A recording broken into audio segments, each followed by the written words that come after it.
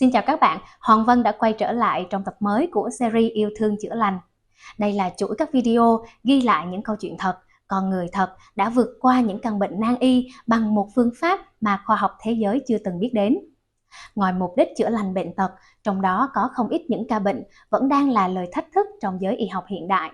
Mục đích của phương pháp chữa lành này mang đến cho con người một góc nhìn mới về căn nguyên gây bệnh, cũng như tầm quan trọng trong việc thay đổi để chữa lành bệnh tật mà chúng tôi gọi là chuyển tâm khỏi bệnh. Trong video lần này, series Yêu thương chữa lành, mời các bạn cùng lắng nghe câu chuyện cảm động của vợ chồng chị Cúc và anh Ngọc. Cả hai vợ chồng cùng làm việc trong ngành đông y và ngành dược. Thế nhưng hai vợ chồng đã trải qua một hành trình tìm con suốt 8 năm bằng các phương thức đông tây y kết hợp mà vẫn không tìm được nguyên nhân và phương pháp điều trị. Xin mời các bạn cùng theo dõi phóng sự sau đây. Em học đại học dược, em mở một nhà thuốc, còn chồng em thì học đông y, bấm huyệt và làm bên bảo hiểm nữa. Đấy, trước khi đến thầy là như vậy. Bọn em đi uống thuốc đông, thuốc tây rất là nhiều và đi bệnh viện nữa, tốn kém nhiều chị. Được bao nhiêu tiền nữa thì dồn hết lời chữa để em bé đấy. Mọi chỗ đều bảo là bình thường, hai vợ chồng đều bình thường, không có việc gì cả, mà mãi không con chị ạ. Tình cờ một ngày thì em có được người ông anh giới thiệu là có một ông thầy này giỏi lắm, mà gặp ông thì rất là khó. Ông đi công tác khắp nơi, đi đều giúp đất nước nhân dân ấy, nên là khi gặp được cái phải gọi điện cho phải xuống ngay. Em rất là tin thầy, nhưng mà lòng tin nó chưa đủ lớn, chưa hành động, chưa quyết tâm. Thì thầy bảo em là ở cái nhà thuốc đó là trên một bãi tha ma chị ạ, trên bãi tha ma mà cái nhà thuốc này của em thuê, tức là em ở đó cứ có con là bị bắt mất. Thầy ra hỏi, thầy hỏi thế tao hỏi mày nhá, thế bây giờ nữa ở từ cung vợ mày nó có ma vương quỷ vương nó làm lù lù ở đấy thì mày chữa thế nào, mày làm thế nào? Nhìn thầy như thế chả biết là thầy như thế nào, mà nhưng mà thầy tự nhiên thầy hỏi như thế, cái câu hỏi mình chưa bao giờ mình biết cả, không trả lời được, đứng hình luôn. Thầy cười hề hề, xong một lúc xong bắt đầu là đi ăn cơm, xong tối sang cái thầy xử, bắt đầu mới biết là đấy, trong người vợ em ấy, nó có ma vương quỷ vương, mình hay gọi là duyên âm ấy. Lúc cái này mới biết là bọn em có 3 đứa con rồi, nhưng mà cứ ra đứa nào là bị bắt đứa lấy luôn. Mình là người thường mình cũng không thể biết được, nhưng mà đến đây thì thầy nhìn ra được cái việc đó. Em bán thuốc đó là cái công việc hàng ngày của em sinh sống, và em nghĩ bán thuốc này giúp cho đời cho người chứ không việc gì xấu đâu. Thầy bảo bán cái nhà thuốc đi, em không tin. Em cũng rất là nghi ngờ, tâm lý mình phải thử biết xem sao, bởi vì là ông thầy này cúng thì không cúng, tiền ông cũng không lấy, mà ông có bảo ở lại ông nuôi ăn nuôi ở, thì không biết là ông thầy làm vì cái mục đích gì đó. Thì em ở lại bởi vì là xem là thầy chữa thế nào.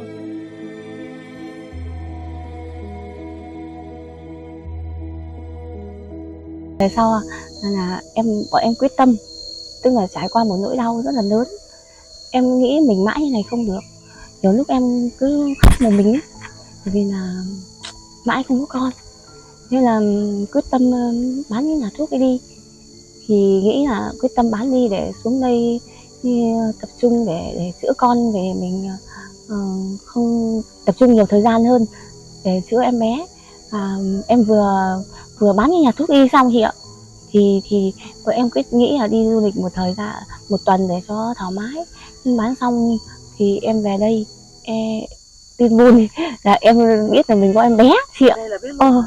Tức là nỗi đau mình cũng đủ lớn, mình hành động thì lúc đó mình mới được trả kết quả chị ạ.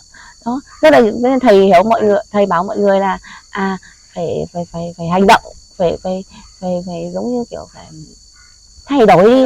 Lòng tin chính là dây dẫn, thì phải tin đủ lớn thì đó mình mới có kết quả. Chứ không thầy giúp rồi, thầy giống như một bác sĩ rất là tốt, thuốc rất là tốt, nhưng bệnh nhân không uống, không hành động, không theo thì làm sao có kết quả được, đúng không ạ? Con gái ơi, thế chiều lại mẹ tắm cho con chưa? Cảm ơn. Mẹ tắm rồi hả? Để ba ra bảo lại nhá. Sau là đứa thứ hai thì sao? Đứa thứ hai thì Em nghĩ là chắc là mình có một đứa rồi, mình khó khăn thế thì khó lắm chị ạ, không nghĩ là mình có đứa hai ngay. Thế là em mới mang em bé kia đẻ được 13 tháng, bé nhím ấy, 13 tháng thì lại có bầu tiếp bé bóng. Thế là em cho con vừa bú vừa bầu. Đến lúc đẻ cả bóng ra thì hai đứa cũng bú song song. Sau khi em bán được thuốc, em có cảm thấy tiếc cái nghề của em là nghề dược sĩ? Dạ em cũng tiếc, bởi vì là em học nó bao nhiêu năm ấy chị, xong nó là một nghề kiếm cơm của mình ấy. Em cũng rất là tiếc, nhưng mà em mục đích của em thì để có con nên là em cũng tiếc, nhưng mà em đạt được mục đích là có con thì em không tiếc nhiều đâu, mình sẽ buông bỏ đi, vì 8 năm mới có con, đến lấy nhau đến thời điểm này là được 11 năm.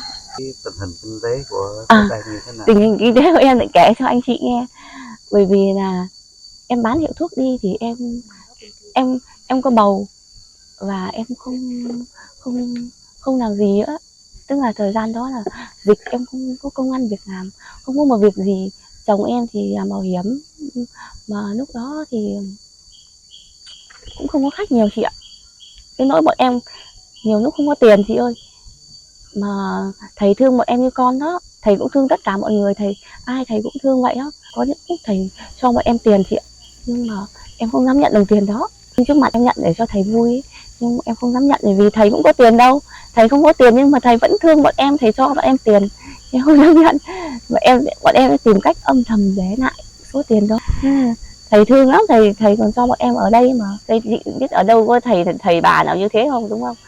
Mọi nơi thì còn phải cúng tiền cho thầy các kiểu, trên đời đây thầy mình còn cho tiền các con cháu, cho chính những người bệnh nhân như thế. Bây giờ thì em thấy là rất là hạnh phúc chị ơi, bởi vì là em mở được một cái spa ở ngay Sao Đỏ ngay đây ạ, và kết hợp mở một cái phòng tập đó. Em cảm thấy là chưa bao giờ em cảm thấy hạnh phúc và đáng sống như bây giờ. Mỗi ngày buổi sáng dậy em đều cảm ơn thầy, cảm ơn các vị anh ninh, cảm ơn những người có công giúp cái đất nước dân tộc, cảm ơn chính Bách Gia chăm họ, cảm ơn tổ tiên nhà mình, cảm ơn cha mẹ của mình, cảm ơn những người thân yêu bên mình đang giúp đỡ, cảm ơn chính người chồng của mình, có những đứa con của mình, mà em cảm thấy hạnh phúc lắm. Giờ em chưa bao giờ em được cảm giác sống với chính mình, tức là từ lúc nghèo khó khăn bây giờ thấy hạnh phúc về mình, và cái giá trị mình đang được làm cái công việc mình yêu thích, một công việc đam mê, và cái công việc này em cảm thấy giá trị trao đi nhiều hơn. Mọi người nên hành động giác ngộ, thay đổi là giống như kiểu thay đổi từ trong suy nghĩ của mình ạ chị ạ, thay đổi từ tâm của mình, suy nghĩ tốt thì mới hành động tốt, chứ không phải là mình làm việc tốt đâu, mà ngay từ suy nghĩ giác ngộ, thay đổi chính con người nào đó từ cái suy nghĩ của người ta ấy, thì người ta sẽ hành động tốt đó. Mình nhận được của thầy có nhiều thứ rồi, nhưng mình giữ trong người không được, mình phải trao đi, cho đi ạ, giống như kiểu trao yêu thương, nhận yêu thương và lan tỏa yêu thương. Thầy đã trao yêu thương cho bọn em rồi, em nhận được yêu thương phải lan tỏa yêu thương cho mọi người, đó mới là điều quan trọng. Niềm tin là sợi dây dẫn, và hành động để thay đổi chính là công tắc bật sáng chiếc đèn. Giờ đây, niềm vui lớn, niềm vui nhỏ lần lượt đến với gia đình chị thông qua con cái, gia đình và sự nghiệp mới. Các bạn thân mến, các bạn vừa xem xong phóng sự và lắng nghe những chia sẻ cảm động của chị Cúc. Sau nhiều năm tìm con không thành, gia đình chị như níu được chiếc phao cứu sinh khi biết đến trung tâm Côn Sơn. Hy vọng rằng thông qua câu chuyện lần này, chúng tôi có thể đem đến cho các bạn một góc nhìn mới về hiếm muộn, một góc nhìn nằm ngoài những gì khoa học và y học biết đến. Mặc dù chưa phải là đại trà, nhưng kết quả đạt được cũng mở ra cho chúng ta nhiều câu hỏi về một phương thức trị bệnh tận gốc, không sử dụng thuốc, không cầu cúng, không tiếp xúc và hoàn toàn miễn phí. Vậy bạn có suy nghĩ gì về trường hợp trong video lần này? Chúng tôi hầu mong các nhà khoa học, y học, nhân chủng học sẽ đưa ra nhận định và có nghiên cứu về việc này để giúp cho con người tìm được phương pháp phục hồi mới trong tương lai. Và bây giờ, xin mời các bạn cùng tham gia thảo luận với chúng tôi ở bên dưới video. Nếu bạn thấy hữu ích, hãy chia sẻ đến nhiều người hơn và bạn cũng đừng quên nhấn nút theo dõi kênh Bông Sen Yêu Thương để không bỏ lỡ khi các series của chúng tôi có tập mới nhé.